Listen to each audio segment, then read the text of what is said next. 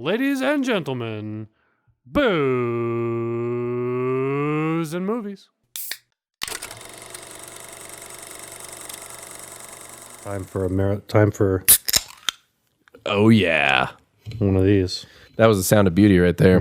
All right. So we're going to try out something new here on Booze and Movies. We're actually going to talk about booze. As well as movies. Yeah, as well as movies. I myself have a Mud Shark Brewing from Southern Arizona. I'm assuming Southern Arizona because they say brewed with solar panels on the on Arizona's coast, and we only have a coast on the south. So We don't have a coast. they said coast. And I'm assuming that the closest thing they got is to the south. But it is vanilla caramel porter, and it's actually pretty good. It's very dark, but it's got a lot of flavor. Yeah, one of those sweet porters. I am drinking a brew from our hometown here of Flagstaff, Arizona. It's called the Mother Road Brewing Company, named after Route 66 because where it is in town, it's on the original path of where Route 66 went through town before we modernized with our big train underpass and all that. And on downtown. And this is their Kolsch style ale. Now, Mother Road, they're more famous regionally and sometimes nationwide for their IPA, the Tower Station IPA, which is Because fucking Flagstaff and IPAs, man. I know. Yeah, that's a bandwagon I haven't jumped on yet. There's Neither very have I. few. There's another brewery in town called Historic that does the Alternative Facts Double IPA, which is actually tolerable for me because it's like all citrusy and stuff. But anyway, this is a Kolsch beer. It's also kind of a sweet golden beer, you know. And yeah, it's got. They're called the Mother Road Brewing Company because of Route 66, and all of their cans have some kind of classic car driving off. Yeah. They have another beer called Lost Highway Double Black IPA, which features a big car on it too. And of course, Tower Station is named for the fire towers, the stations that keep an eye on our woods. Yep. Make sure our trees stay green and living. As best as they can. Yes. Idiot campers see to the change in that a lot, but yeah, they do the best they can. I know. Hands up to the Flagstaff firefighters. They are And absolutely regionally, phenomenal. Yeah, the county, the state, everyone that helps out with the fires. You guys are great. Thank you. Which brings me to the second half, the movies part is instead of why would you want to go out and sleep in nature when you can just stay inside and watch movies? Yeah. And you can also watch other people watch movies sometimes. Which is what we do commonly. Yeah. And it's really weird. I mean, I don't know if anyone out there knows this, but there's actually a set of people famous for being watching movies. Yes. And this no one's gonna know this name at all, but there's this guy. He kind of started it all. His name is Joel Hodgson. Kind of an unknown, you know, a little bit of like an independent guy, just kind of out there on the fringes, but you know, really talented, and he made something beautiful. I think people need to. Well, I'm sorry, I couldn't do it anymore. No, Joel, you're fucking phenomenal, man. I know you'll never hear this, but we're not worthy. Well, I respect it because as an adult looking back, you know, for me as a kid, you know, I saw a lot of them when they were first run on the original Comedy Channel, when it was called the Comedy Channel in the early 90s. And I just remember it being this daring show. If it was a show my parents didn't want me to watch, like it was, to me, it was in the category of like liquid TV on MTV. It was like, Mom and Dad don't want you to watch this, which means I need to watch this and be a part of this audience. So I would sneak down after midnight when comedy would rerun it and watch, you know, like on very low volume. And but like looking back, Joel is one of those guys who mad respect not just for creating something, but he had to go through the process which doesn't really exist anymore because now we have YouTube and Vimeo and SoundCloud and all that. Where he had to pitch his idea to someone in power, a gatekeeper. In public television. On public, yeah. Yeah, he wasn't even pitching to power in a network. He was public television. Like, please risk an hour, 2 hours of your time a week on this show. Yeah. Which was, the KTMA show was the lowest budget. It was literally shot in the studio because before he worked for Gizmonix Institute, Joel was another guy in a beige jumpsuit who polished Satellite Bay at the TV station where the show aired. Well, he had actually a very similar very similar to beginning to Mr. Rogers as far as the show goes, because that's what Mr. Rogers did too. He really had an idea, and they started this thing on public television, and then it kind of took on a life of its own as it grew. And MST3K, Mystery Science Theater 3000, if you didn't know what that meant, kind of did the same thing.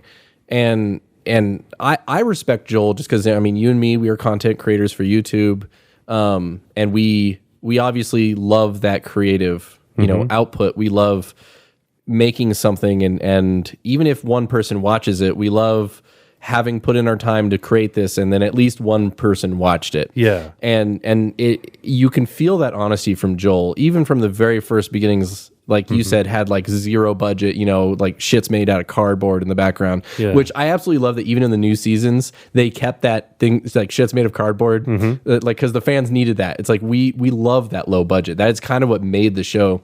And you were talking about how you had to sneak down to watch the show. I don't know if you remember, but in our first episode of the podcast, I talked about my uncle Bill.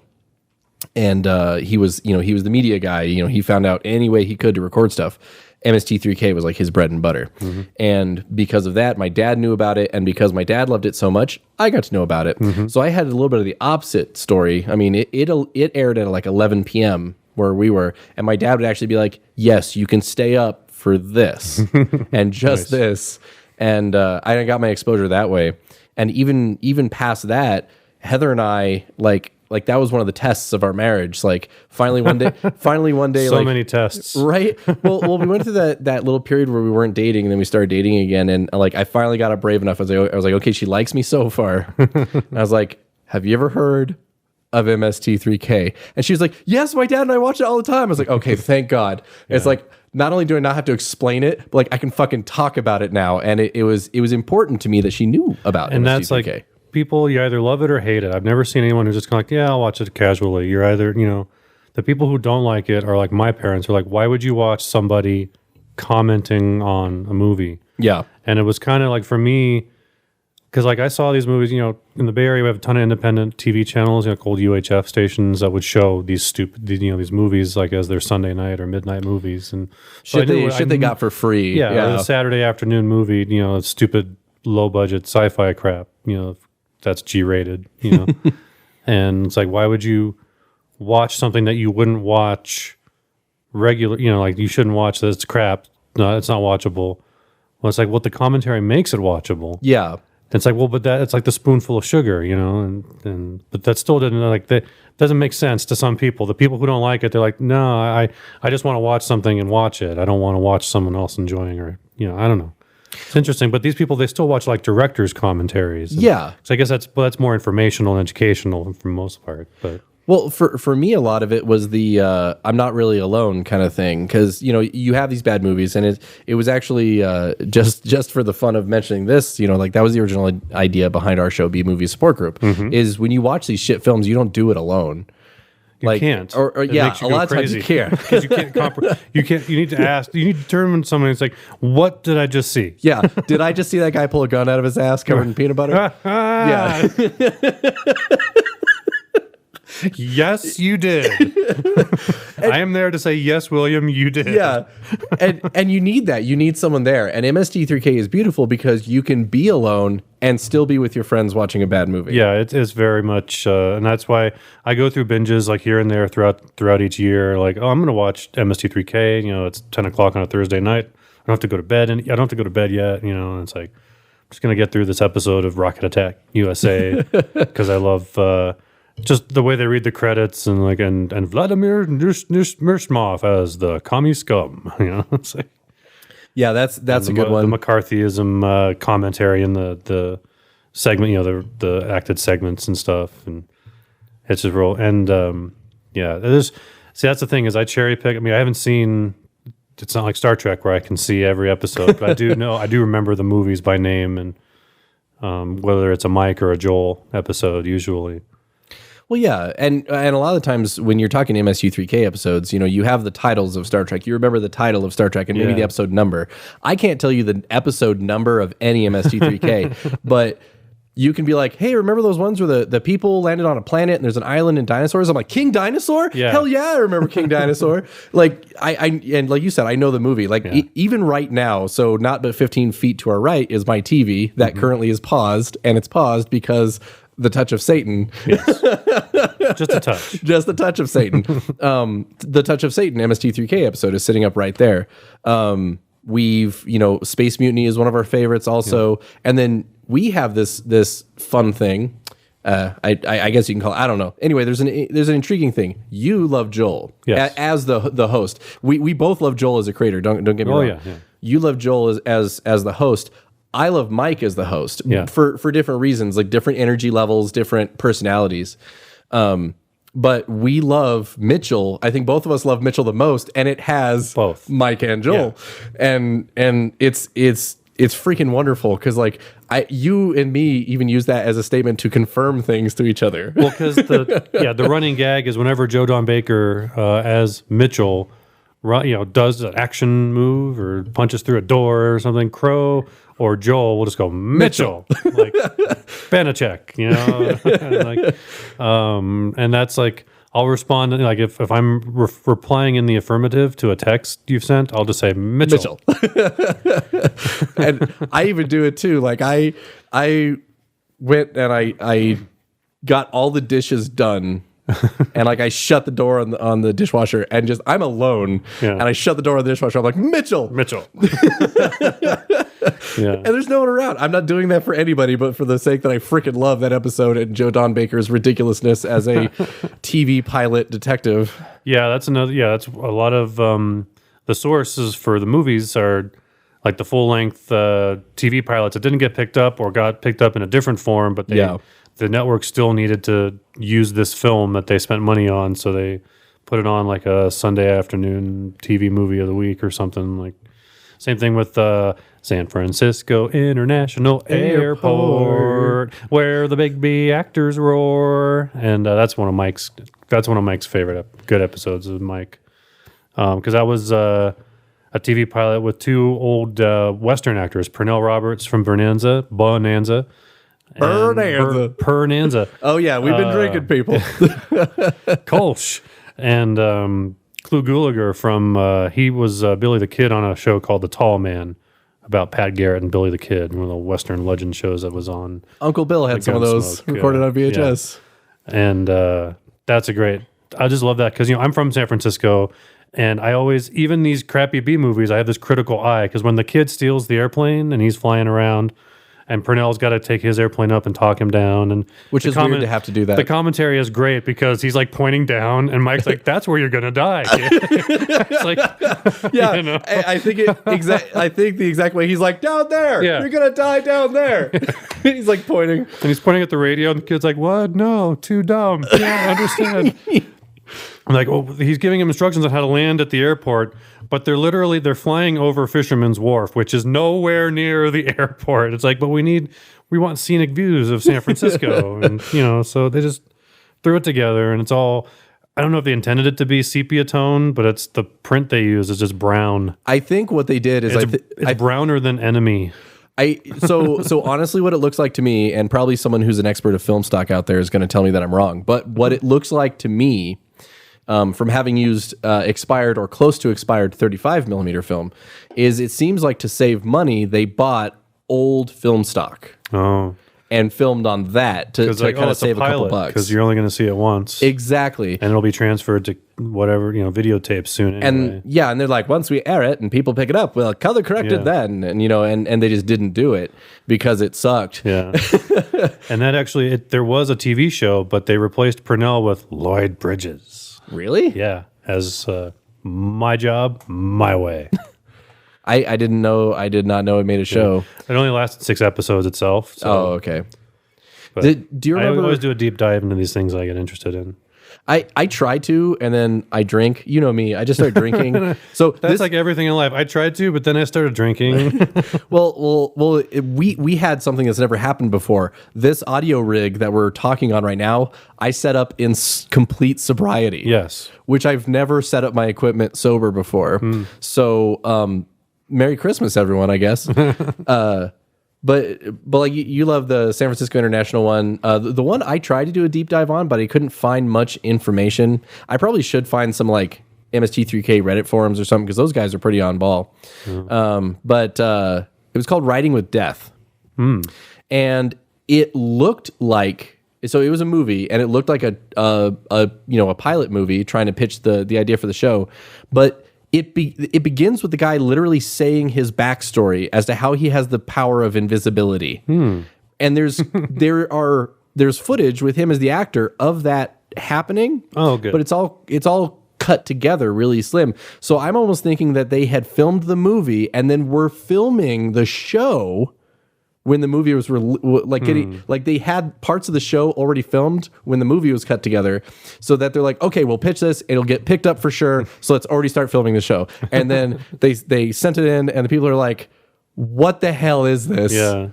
Because he has the power of invisibility, and he uses it a total of like twice in the whole freaking movie. Oh. And one time is to help an old man beat up two guys. And that's probably, a lack of special effects knowledge and how to get an empty suit or an empty pair of clothes, set of clothes to walk around. No, everything on him would turn everything invisible. on him? Yeah, Oh, it's not the naked rule for invisibility. It was the all of you invisibility. Yeah, The Boys uses the naked rule. Yeah, And which I actually loved for that. But we'll talk about The Boys some other time. We should do an episode on that. There's a lot of imagery in that show that really sticks with you.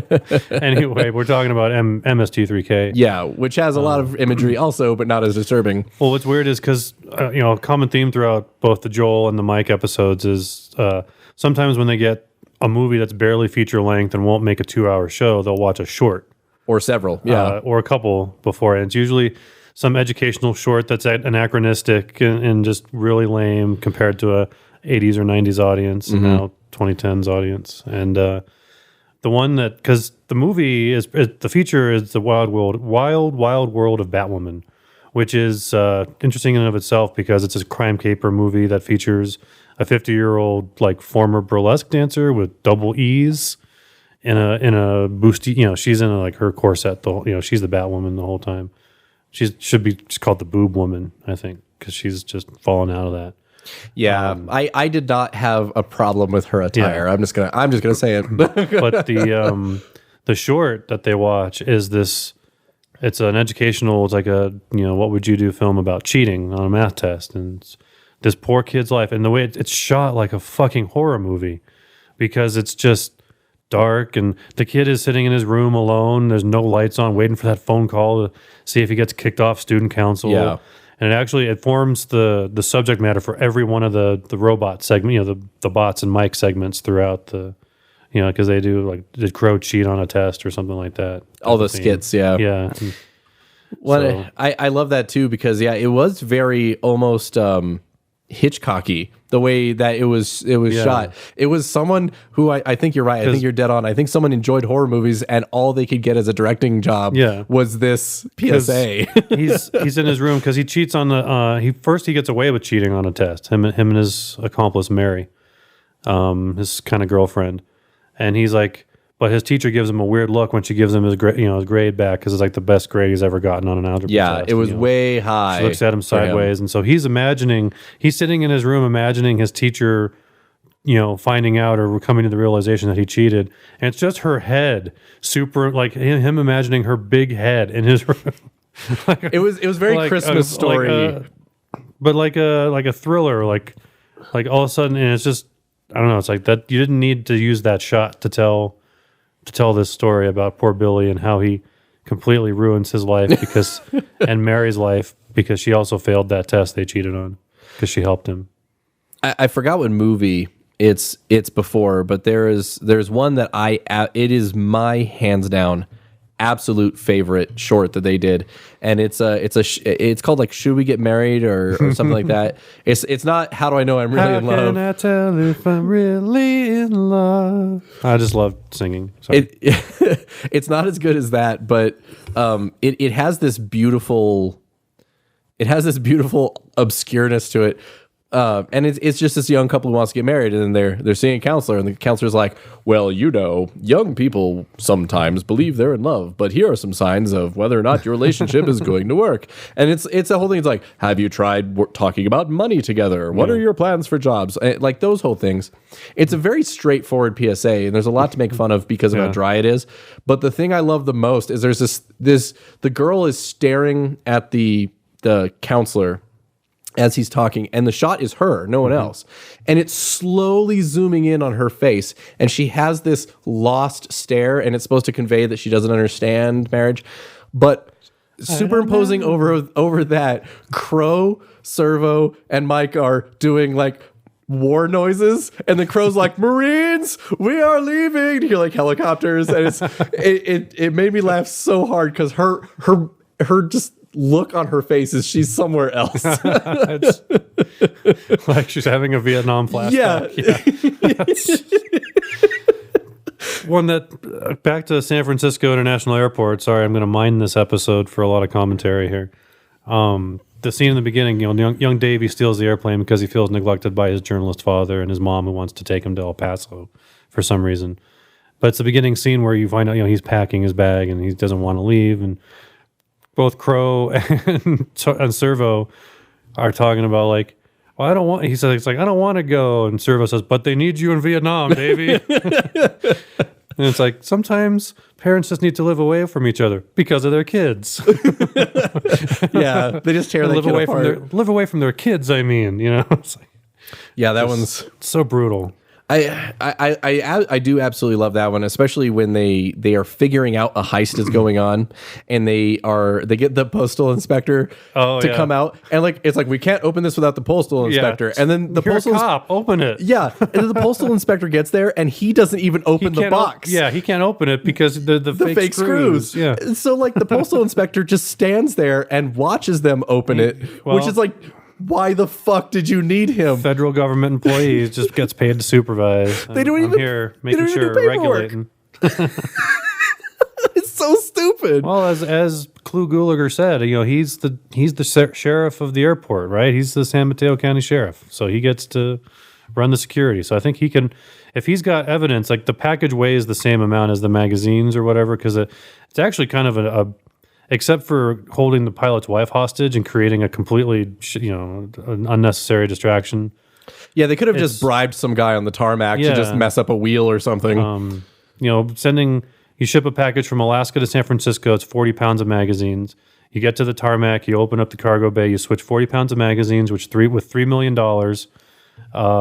Which also weighs 40 pounds. Yeah. And then that gets put on the next flight to El Paso. The guy's like, emergency over, put everything back on the plane, and then they heist it. Oh, well, I'll just put this on the next plane to El Paso, which just so happens was delayed for 2 hours because the pilot thought the nose wheel felt mushy. And I don't fly that plane until I say that landing gear feels right. Good old David Hartman. He's like really overplaying that part too, man. He's like in it 100% when he really should have given like 45 for this movie. There's another great line Crow says, I think, Mike says, like, when Purnell meets Davey in the lobby or whatever, and Davey's like, well, Mom and I are going, but Dad's staying here. You know what that means. And, oh, your mom's available? Dirty shit. Yeah, the episode we were watching before we started this, A Touch of Satan, is one of my absolute favorites. Heather and I watch it at least a couple times a year. I'm trying to think of what my absolute favorite episode is, because it's so hard to nail down. And that's probably what's so great about MST3K is, you asked me what my favorite episode of Star Trek. It'll take me a second to think, but I could probably tell you. Yeah. My favorite episode of, like Firefly or my favorite Star Wars movie or anything, I could probably pin those down pretty quick. But you asked me what my favorite MST3K is, and I will probably take a couple days to get back to you. Because, I'm like, oh man, Touch of Satan's my favorite. And I'm like, well, it's like from the new seasons, the Return and the Gauntlet. From the Return, there's the Loves of Hercules. That one I keep turning back on because I love that one. And then I'm thinking, it's like, well, but Space Mutiny is pretty great. Yeah. But then Mitchell, and I can't nail it down. And Mitchell is so quotable, and the commentary is so memorable, not just because it's where Joel escapes and it's a benchmark episode, but the scene where. And it's fun. It's funny because they had to chop out the action scene where the evil lawyer guy dies in a dune buggy accident trying to kill Mitchell. And that's why Mitchell wakes up all depressed, and they're like, "Oh, and there's just beer cans everywhere." And it's like another Wednesday night at Mitchell's, everybody. It's Joel has this great line like, "It's another very special Christmas with Mitchell." I love when he's coming back. He's coming back from being intimidated by the drug runner guy, and he's like, didn't get to eat didn't get a second helping of soup, and I didn't get to finish my orange, and the sidewalk kind of looks like ice cream if you squint hard enough. Because he's this big schlubby guy. He's not intimidating at all. He's introduced as he's passed out in the back of a cop car. Like he could be a suspect because the evil lawyer guy shoots a burglar who's unarmed, but he fakes that he was armed, like he stole a gun out of his gun cabinet. But that Mitchell deduces that if this guy knows he keeps all of his guns unloaded, why did he feel in danger if he knew his gun was unloaded? That the guy, I don't know. It's very convoluted.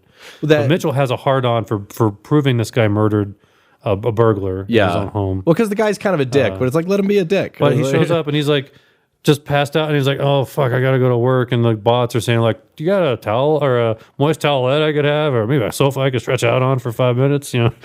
Well, and talking about it being quotable, when he's harassing the rich guy about shooting him, he's like, "Are any of these guns loaded?" And the guy's like, "Sometimes." Crow jumps in, he's like, "Sometimes they are, sometimes they're not. It's a little game I play. Yeah. It's random." Yeah.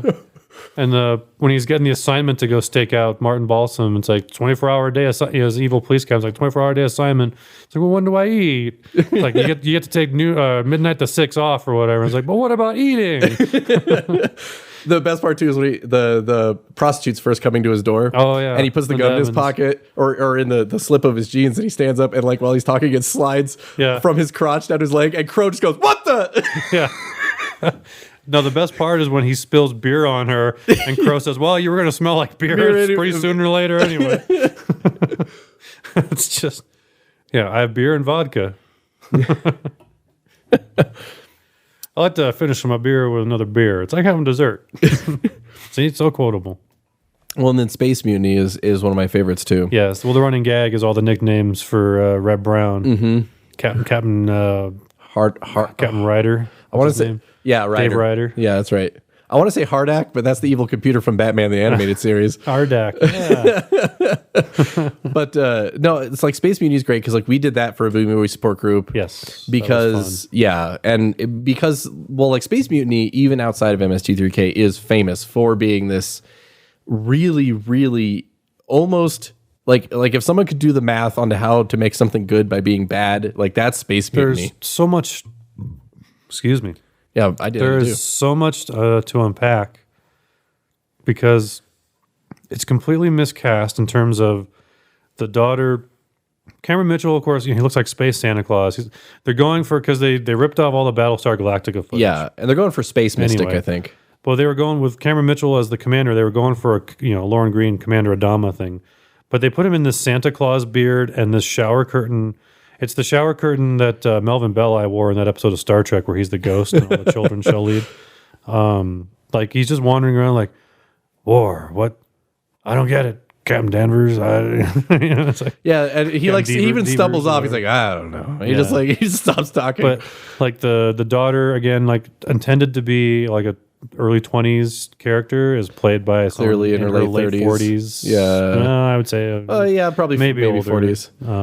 And then Red she Brown has that rasp to her voice, like she smokes Misty Slims in between take, like just not a lot. Like you don't believe Red Brown as Chunk Meat Slab should be interested in her or comforting her. maybe it's Slim Pickens in space. Yeah. Well, what I love too is like you're talking about it being miscast. I mean, we have Red Brown, who he's a beefy dude. He's got some muscle. He can high pitched voice. Yeah, he can rock the short haircut. He looks like an American Gladiator kind of guy. Sure, yeah, right. Nitro. But then he's like, power. I'm running out of power, and all he can think is like, my father. Yeah. From Miami Connection. I got a letter from my father. Yeah, like Red Brown he just doesn't work because if you need the muscular guy who's tough, you need like Statham Jason or you know well, in the 80s, you need Dolph Lundgren or Van Schwarzenegger, Van Damme. I'm talking B-list, you know, Van Damme, Dolph Lundgren, yeah. I'm talking just by voice. You need someone who's like this. Yeah. I'm the tough guy. I'm the captain. You know, you need someone who can do that, which you know, you got Schwarzenegger, Stallone, Van Damme. Any of them can do that, and they sound good doing it. But then you get Red Brown, he's like, fire! Yeah. Well, it's one of those things where from writer's concept to execution, there's a disconnect there. I think there were two different directors. Yep. But also, it's a low budget, produced in South Africa by the white people of South Africa during the apartheid. So it's got all that shit hanging over it. But also, like, I'm willing to bet, like, the screenwriter or whoever developed the story pictured a ship, the interior of a ship, looking like a brewery. I'm thinking like the ship in the black hole. Oh yeah, where it's like this giant open space with catwalks and pipes and just this beautifully. That was the only good thing about the black hole, and I can't remember the name of the ship for the life of me. I know the stupid little ship that the good guys are on is called the Palomino, but I can't remember the Cygnus. That's it, the starship Cygnus. It's this grand, big, huge starship with these big massive engines. I'm willing to bet, like, okay, fine, we'll settle for Battlestar Galactica on the exteriors, but inside we just want this massive structure and all that. And they're like, let's go to a smelting plant or let's go to an ironworks or something, wherever that is, honestly what that looked like, based on the natural gas flow tray at the bottom, which comes into an actual like sequence of the movie, and then just like the piping, it looks like a sewage treatment place. Yeah. It looks like they process something, or some kind of steelworks, something. Where they process something either chemically or thermally. They have these and that it is currently shut down, whatever it is. It was old, whatever it was, because some of the concrete was like chipped apart. Which, by the way, the concrete in a spaceship, come on. Well, 13 generations or whatever. I guess they've been patching stuff with whatever they have. Yeah. But also like the enforcers, like this.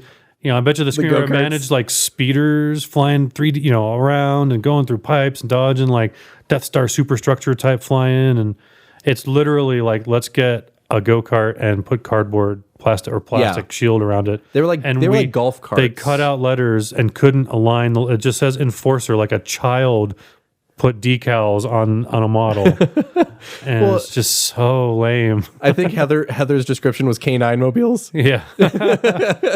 Because you can see, like, it'll run on the concrete paths in this factory. Like and the shell will just be like, they probably had to stop filming scenes because it fell apart in the middle of these scenes. And they probably had to go like really slow and speed up the film, because if they went any faster, this fucking cardboard shell would just fly off. Well, and to bring it back to like why that's my favorite episode of MST3K is like, we watched it in B Movie Support Group, and obviously B Movie Support Group, we make fun of the film, but we don't riff as much as like MST3K. We mainly just watch it.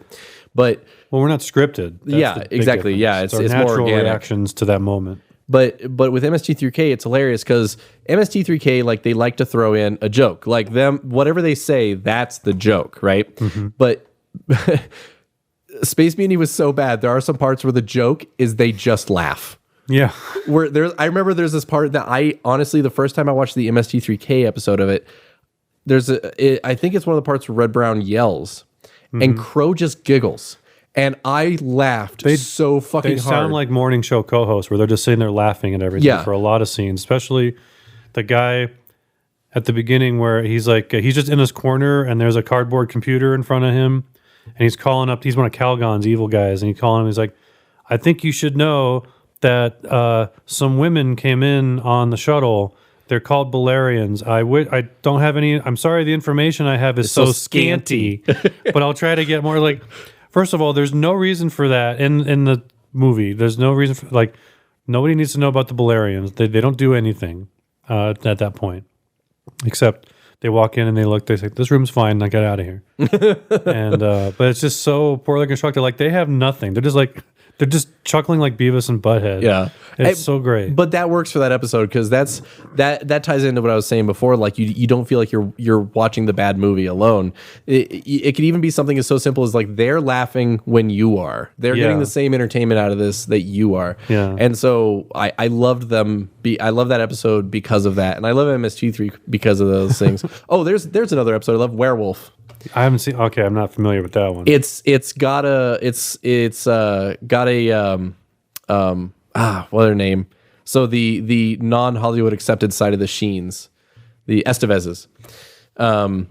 It's got an Estevez.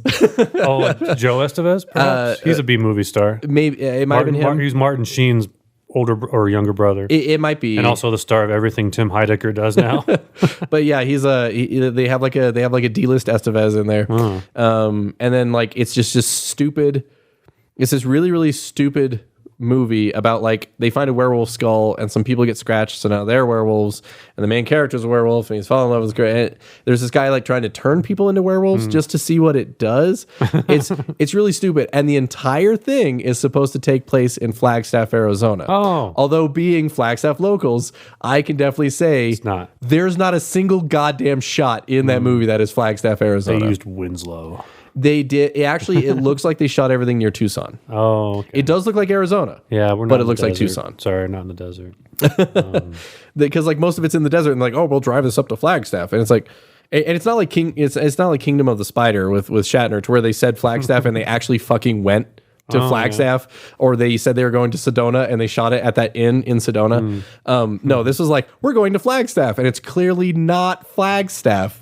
Like, I can't say that I'm an expert on this city by any means, but I can tell you if that's a place in this town, especially when you're saying that that's like, the main strip of the city. There's always like the thing, well, Easy Rider was filmed in Flagstaff. It's like, 2 seconds of the credits, they roll through Route 66. You can see the lumberjack in front of the old pancake house, and you can see the lumberyard, which is now the Lumberyard Brewery, and that's about it. Yeah, like, yay! It's like that. I mean, you really have to have a keen eye to see, like, downtown Flagstaff in that shot.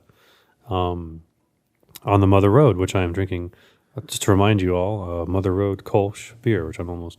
They sell them in tall. Another good thing about Mother Road is they sell them only in tall boy cans, so you get the 16-ounce cans. Ooh, all over the counter in stores everywhere. Oh yeah, well, so there's a segue. I said what mine was. I didn't really talk about it. I've actually finished it since I started talking, but it was again the Mud Shark Brewing vanilla caramel porter. It was very dark. It was a really, really dark, rich porter. Kind of bitter on the back, which I actually really love about porters. I didn't really taste the vanilla, I can say, but the caramel, it was a really nice, soft caramel note above like the oaty kind of bitter porter. I absolutely enjoyed it. I will definitely be finishing the other 5 tonight. Is it fruity, nutty, oaty? Nope, just oaty. Just oaty? Oh, oaty, vanilla-y. There, I take it back. There was a mild vanilla flavor in there, but it wasn't like the straight up vanilla flavor. It was like the sensation on your tongue of vanilla. That kind of softness. It was like that. It was good. But back to MST3K, which that's actually funny. A Touch of Satan, which we watch right now. It starts out with Servo and Crow do Christmas caroling because they want wassail. They want wassail. And the only thing Mike can find is canned wassail. Yeah. And then he's in the theater and he cracks one open, he drinks it, he goes, oh, it's a little skunky. Yeah. And he's like, oh, beer. Yeah. And he turns it around and he's like, oh, that's why it expires 1533. Which is the not too distant past. Yeah. Not next Sunday AD. Well, and then we were joking about like so Mike coming in after Mitchell. We talked about that a little bit, and you actually mentioned this during Touch of Satan, and I sort of remember it too from the episode. But in like Mike's like second or third episode, you said it was Wild Wild World of Batwoman or Batgirl or whatever. Batwoman. But Mike goes and gets popcorn, and like the bots are pissed because they're like, you can't just leave and get popcorn. Joel never had popcorn in the theater. And of course, Crow's like, "Oh, give me some." Yeah. And I love that we had that. MST3K is kind of cool because, like when you have a show and a show has a format, you stick to the format because that's what works. Stay in format. But they never tried to. They never ever tried to stay within their own format. They would sit there and they'd be like, oh well, wouldn't it be funny if Crow left and then came back in a bear costume. Yeah. So Crow leaves and comes back in a bear costume, or they have like Servo keeps leaving, like running away, and Mike has to like grab him and pull him back. Like, Yeah. They kept kind of they kind of kept it alive. The whole idea that Well, the robots just want to watch the movies with Mike. Yeah. You know, it's like that's what they're programmed to do. They were programmed by Joel to help him keep his sanity. yeah. And now they have to help Mike keep his sanity, even though Mike. There's a scene in some of the openers where he's got the easy bot repair book. He doesn't know how to fix Crow because he's not the one who built the bots. Yeah, he's a and temp. Servo has the sparkles over his head, and he's kind of like, that is a good subtle joke. But my whole point was like they have those things where they're doing stuff in the theater, so you never feel like you're just watching them sitting. You feel like you're in the theater with them. Yeah, and that's awesome because it goes again. I know I'm beating this to death, but it really is like your friends are there. You know, you're in with them. It's like, hey, you know, I'm in the theater with you. Well, and also like they keep the theme throughout whatever incarnation of the show, whether it's Joel, Mike, or Jonah, and whoever the Mads are. Because there was a weird season where TV's Frank left and it was just Dr. Forrester and Pearl, and the segments, like the Mads segments, weren't as good because Mary Jo Pehl didn't really get into the character the way she did when it was Pearl with Brain Guy and Bobo later. Well, the sci-fi think, version of the show. I almost bet you because she didn't like that Pearl. Maybe not. The evil scientist, the very like the brave, I'm gonna go drink vodka and play slots all day Pearl. Like that's awesome. But they keep the running theme like whoever the subject is, it's we're torturing this person with movies and we're monitoring. That's the one lyric that doesn't change or whatever the theme song is we will monitor his mind. And it's just all, whatever the motivation is, it's Pearl wants Mike to surrender, so she keeps torturing him with the movies. Earlier in the show was Dr. Mike or Dr. Forrester and Dr. Larry for the first season. We're like, we hate this guy. We just want to torture him and see what happens. Yeah.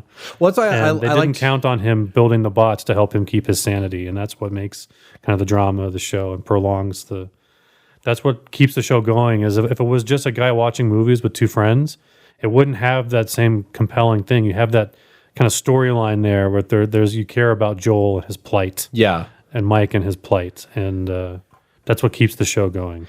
Well, and it's kind of funny with the lyrics too. Like there's a kind of like an integrated joke in the lyrics that Joel apparently did have the ability to turn the movie on and off, but he used those parts to build the bots. Yeah. So that's the joke is he has to watch the movies from beginning to end because he built his friends to help him keep and sanity. He can't control when they start. It's always, and that's another running thing through the show that I always loved was the different countdown corridors. It was always very different and creative. And that was on the very original show too. It was just handmade and a camera going through. Yep, with a tiny green screen at the back. Yeah.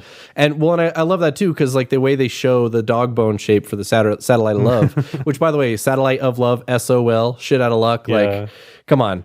I mean, that's a great joke. But no, like the satellite of love, like, they show you what it's shaped like. And so when you see them going down this corridor into the theater, you're like, okay, they live in the front and the theater's in the back. Like, cool. Like you feel like you're on the ship. Like you feel like you know the ship. And then like they start the joke as the series goes, they start the joke that Gypsy is integrated with the ship. Like she kind of is the ship. And there is even a part where she's the umbilicus going down to the planet and Forrester sends stuff up through Gypsy.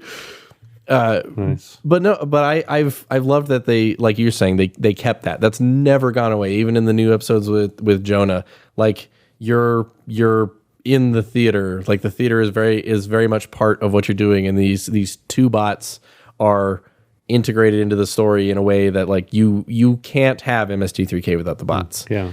If it were three people, it wouldn't work. Like the fact that Jonah loved puppeteering and wanted that side to it is wonderful because it adds so much. I feel like, I don't know, they added something to the show that a lot of people didn't have. Like there's plenty of puppet shows. Mm-hmm. I mean, puppet shows are a dime a dozen. That's kind of true. Like, not to me, maybe adult or maybe Fraggle Rock kind of rode the line between kids and adult puppet show because it was a kid's show, but it had like adult themes to it. Yeah. Well, it kind of had the Rogers-y idea. They're trying to actually teach kids something valid. Yeah. Maybe not with as much of effectiveness, but they tried. But MST3K had these bots that are like, as you're talking about, puppets for, like kind of like subtle adult themes. I grew up with Crow and Servo. Mm-hmm. They've never gotten old. I loved them when I was a kid, because they were puppets, and puppets are fun, and then the movies are fun to make fun of. But when I grow up, I'm paying more attention to the jokes they're doing and what they're saying. Like I love them because of that too. And just the look of the bots. Like there is no puppet like Crow. There is no puppet like Servo. I love Servo. Servo's my favorite, and me too. Especially the current Riff Tracks crew. That was my favorite set on MST3K as well. Yeah. Those were my favorite voices. Those were my favorite movies is in that generation. And then Pearl was my favorite Mad. When she had the castle and Bobo and Brain Guy and just that whole thing. Just, I mean, there was so much there. And that's another cool thing is like you didn't just get the movie. You got these skits in between. Yeah. They knew how to be like, okay, even though this is a bad movie and we're riffing on it, there's only so much you can take in any one set of time. So it's like, let's break it up. Let's throw in some funny skits. So you have like, you know, their weird things with like the begging for wassail or, you know, Crow Invention Exchange, Crow thinking he's a witch and getting like rocks piled on him. One of my favorite ones is the bake sale, and Crow makes a Mile High lemon meringue pie. and Mike is like, okay, well, I'll have a piece. He goes, well, it is actually a mile high. And Mike's like, okay, so just a sliver then. Like, and the joke is like, Crow goes up to cut a piece and he falls, and he's just screaming for a long ass time while he's falling. But like, you got that breakup between it, and some of my favorite things ever, like another one of my absolute favorite episodes that I have on DVD is Catalina Caper. I love that one so much, and because that's one of those where it has that same song. We got Little Richard in there, you know. And you have actual Little Richard is in the movie, but there's actual stretches where it's just teenagers dancing in swimsuits. Yeah. And then like and then it's like that one guy, you know, puts his arms out and like four girls come to him like he's a goddamn magician or something. But what I love in there, McPherson, king of Catalina Island. Well, to use that episode as to my point, like they knew when to keep a joke. Like in the new seasons, like with Cry Wilderness, they had like the bang, you know, every time they ever moved a gun, it's bang. But in Catalina Caper, there's this great part where in the very beginning that the weird like European girl shows up and the main character starts talking to her and they start kind of having a love story, but Servo's like, oh, my creepy girl, and he's like all about her, and then Servo does a love song to her on one of the breaks, and it's so great. He's like, creepy girl, won't you be mine? And it's like that oldies like almost doo-wop style like love song, and like to have that creativity to be like, well, what are we going to do? It's like, well, you know, Servo made the joke of being in love with the creepy girl. It's like, let's just do a fucking love song to the creepy girl. And there's nothing quite like it. Like MST3K is this, it's almost like Joel figured out. He's like, this is he created a new form of, you know, that kind of commentary. You know, that was a new form of, I don't want to say just a brand new form of entertainment, but it was a new way to, because you know you do that yourself, you know, when you watch a bad movie or you have friends over and you're like, you know, it's more entertaining to point fun at this movie than to actually get into the story or well, I try to make believe that it's you're watching something, you know, real. Or I wouldn't have survived Justice League without you there, that's for sure. Because like I remember in that movie I looked over at you and it's like we could see each other's pain, and I could feel that with Last Jedi as well, where it's just like, why are we in this casino? What the fuck is going on? There's horse dog fish. What the hell? Because what's one of those movies, just as an aside, I'm thinking like I'm rewriting the movie as I'm watching it. Like this would be much better if they were heisting or they were infiltrating the evil spaceship or whatever. But anyway, I should do a video on that or something later. But like one of my favorite kind of Servo modifications is an early Joel episode called Rocket Attack USA. And this one has special meaning for me for a lot of reasons, because I didn't just sneak down to watch. This is how technologically advanced I was as a 10-year-old kid. Sometimes I would sneak down to watch. Other times I would I have a blank tape that my folks didn't know about or whatever, and I would set the timer. Because we had the way the VCR was set up, the TV didn't have to be on for it to record.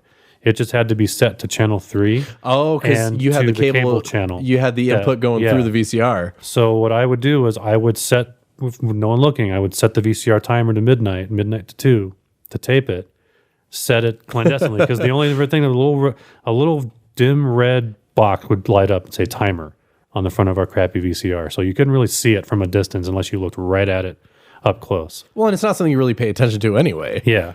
And so, and then before, you know, I made sure to somehow, in between parents going to bed and midnight, to set the cable, turn it on, and set it to Comedy Channel, or Comedy Central, whichever it was at the time. So it would automatically, and then I would retrieve the tape real early in the morning. And so that one I had on tape for a while. That's why it's one of my favorites, because I would watch that over and over, and it's got a lot of great lines, like, because the lady spy has to sleep with the Russian defense minister, and then the American spy is hiding in the closet waiting for him to pass out, and then he falls in love with her and kisses her, and Servo says, "Oh, you smell like a fat drunk Russian."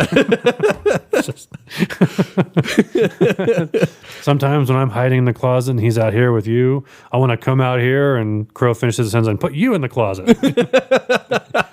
But that's also one where at the beginning, Joel gives Servo a, quote, haircut, where he kind of sands down the gumdrop machine or gumball machine. So it's like he has a flat top. So he's just a glass tube. Yeah, he's just with a little tube. metal top. And the way he animates in the theater scenes, he's just back and forth, a little tube, like with arms. Yeah, I love Servo. Yeah, Servo's the best. Oh shit, man, we're running on 49 minutes. Holy crap! Well, I was actually worried we might run out of things to talk about, but we're on a roll there. Well, MST3K, just to kind of push the point home, like I could talk hours, and I have talked hours about MST3K. And I drove on a car ride recently, and I think we got at least 30 minutes of that 2-hour ride was talking about MST3K. Yeah, and I think the only reason it got broken up is because like an idiot driver flew in front of me or something. Distracted us. Yeah, some trucker maybe. But yeah, to kind of circle it back around. I mean, I'll just outright say it again. Joel, thank you so much for what you created. Mike, thank you for being part of it and keeping it going. Yes. And thank you guys for taking my $350 and applying it to your 2 new seasons. I legitimately would not be the person I am without that as part of my personality. Yeah. And thanks for doing this for the rest of your lives too, because like now they're riff tracks, and cinematic Titanic. I think Joel still does, infrequently. I know Joel's on Twitter because the bots got named as like official in the official TV Puppet Hall of Fame or something like that recently, and Joel was on Twitter for a little while talking about that. So he interacts. He's not quite Mark Hamill on Twitter, but he's there. Yeah, but he's around. But no joke, guys. Thank you so much for creating what you did. I hope by some weird chunk of destiny, even one of you listens to this for 5 minutes. MST3K is something that I will never, ever in my life stop loving. And it's been there in my good times. It's been there in my bad times. And even if I'm all alone, you guys are right there with me in that theater watching those good movies. So I will gladly have a beer with you guys in the theater any day. Legendary.